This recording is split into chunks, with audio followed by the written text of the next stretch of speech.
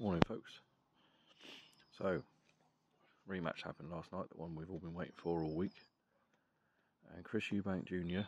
put on the best performance of his life, of his career so far.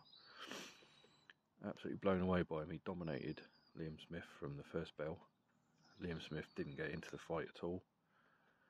I know there were some concerns about potential broken ankles or damaged ankles or something wrong with his feet or legs.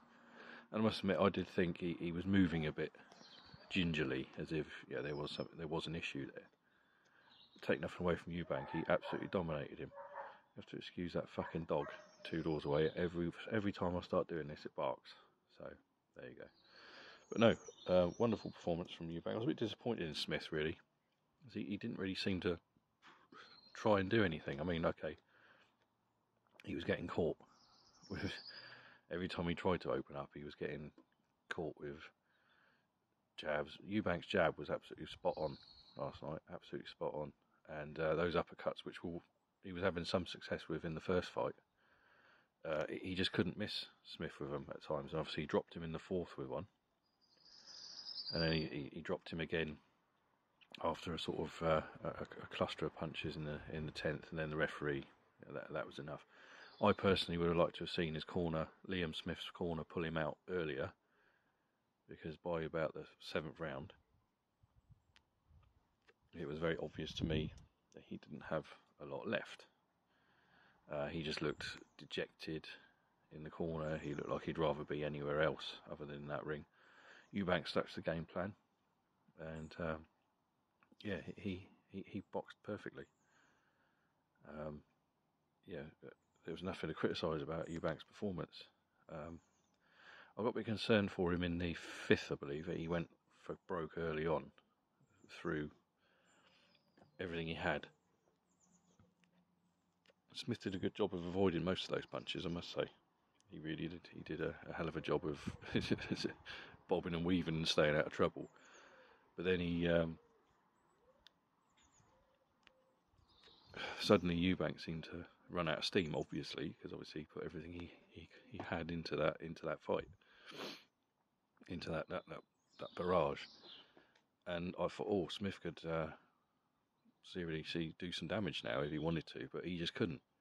Whether it was his ankles, whatever it was. He was worn out himself because he'd taken a lot of punishment by that point. And the longer it was going, I thought he needs pulling out. He really needs pulling out because he had no hope. He was miles behind on the cards. He'd been down once at that point before the 10th, and he desperately needed a knockout, which wasn't going to come. And so when I heard before the fight, obviously, that Eubank had changed trainers again after the Roy Jones experiment, and he'd gone with Bomac, I thought, that's all well and good, having these top world-class trainers, but if you're not going to listen to the guys, then what's the point? And obviously, as the main criticism of Eubank Jr. for a long time is he's very arrogant, he thinks he knows everything, and he doesn't listen to anybody. So I thought, well, what's the point in having Bomac on your side if you're not going to listen to him? But it appears, and he hadn't been working with him very long as well, so that was a concern. I thought it was just it was just a thing. He's just, I thought, it's just all for show. Look at me, I've got Bomac as my trainer, and I thought, well, we'll see. But he seemed to stick to a game plan. He seemed to listen. I mean, it may not all be Bomac. I mean, Bomac's there, and we're all assuming that, he's got a trainer he's listening to. It may be that Eubank has looked himself in the mirror after that knockout loss to Smith last time and thought, you know what, maybe I'm not as fucking great as I think I am, as I say I am. Maybe I ought to knuckle down. Obviously his dad's been out there sort of basically saying he doesn't listen, and going on that performance last night, I think that is the best I've ever seen him fight. And also I found it quite interesting at the end, he was calling out Golovkin. So it was about time Golovkin, he's had those belts a long time, blah, blah, blah. And I thought to myself, Golovkin vacated those belts last year, I believe.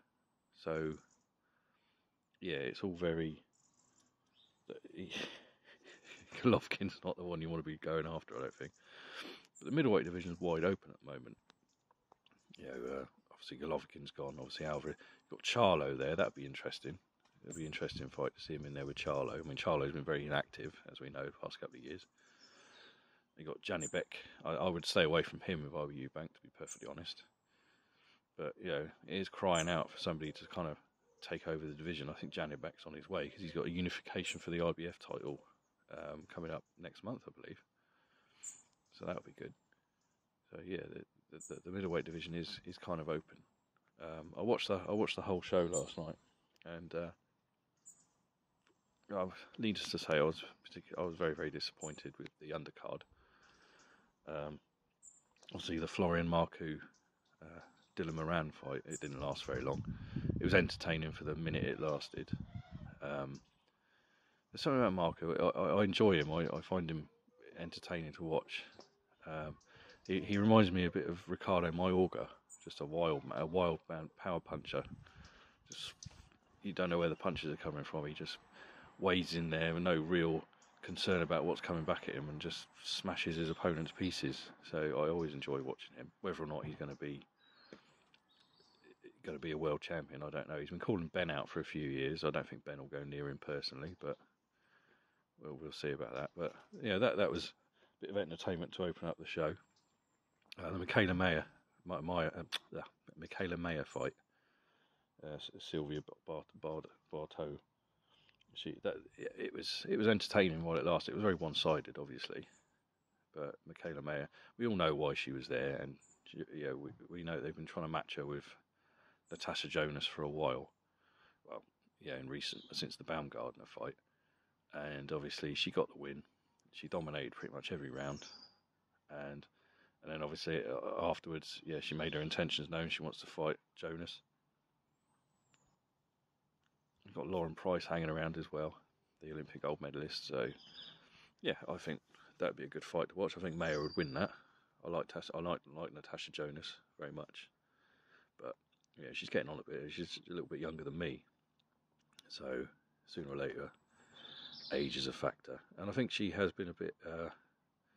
She's been very good for the sport, especially women's boxing in this country. But I think somebody the class of Mayer, I think she'd beat Jonas. But that's just my opinion. We won't know till the night, really. The Adam Azim fight was brilliant. I enjoyed it against Iran. Fanyan. I forgot his fucking name for a second then.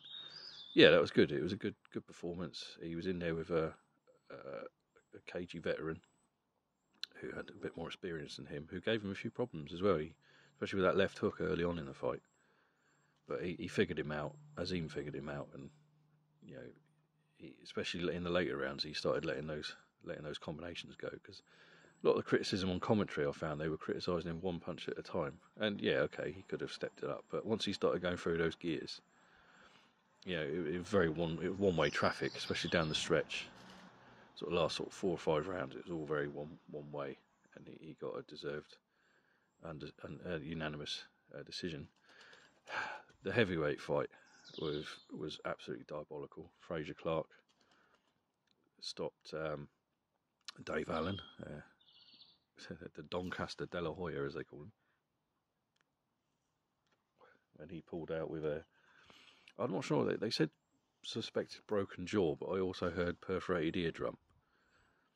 So I don't really know which one it was, but that was such a bore to sit through. Again, it was like watching a Coley fight. They just kept hugging all the time, hugging and pushing and shoving, and then the low blows came from Clark, and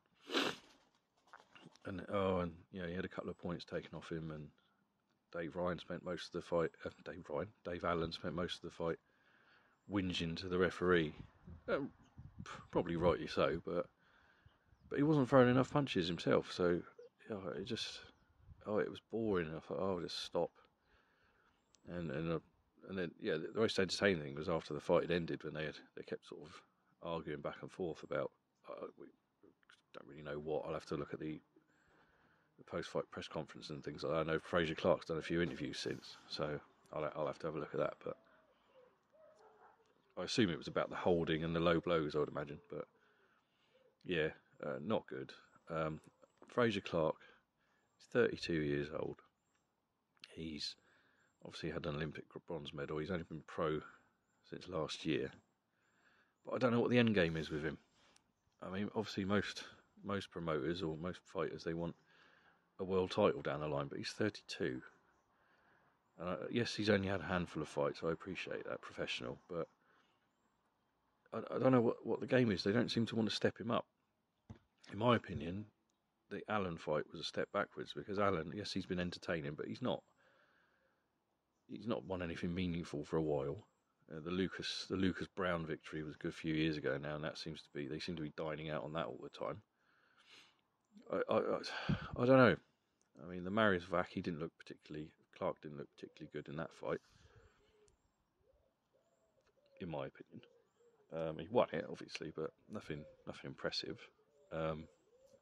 So is he going to be like a Brian Nielsen type character? He's just going to spend his entire career feasting on journeyman bums and washed up people from 15 years ago and just make his money that way? Because you face it, Tyson Fury would eat him alive, Alexander Usyk would eat him alive, Anthony Joshua would eat him alive. They won't fight because they're mates anyway, but he's already turned down the Fabio Wardley fight for the British title. So where'd you go? What is the end game with this guy?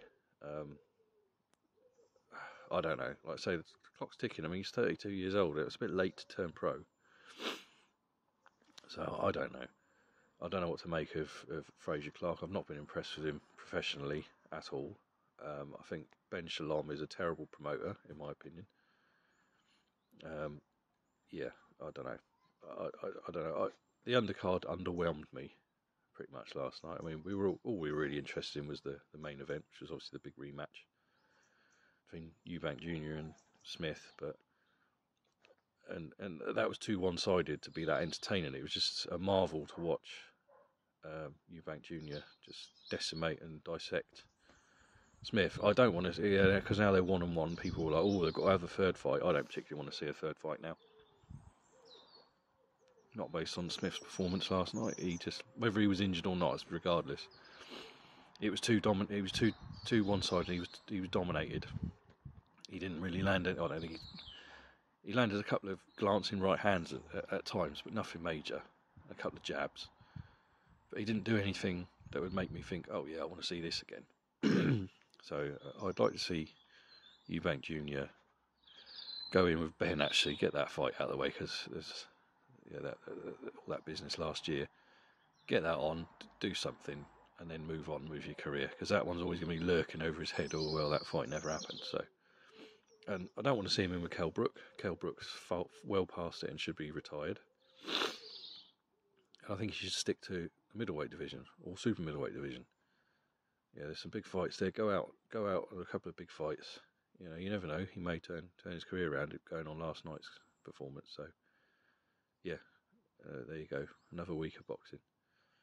Right, I'm going to go now. I've got things to do. You take care, folks. I'll speak to you soon.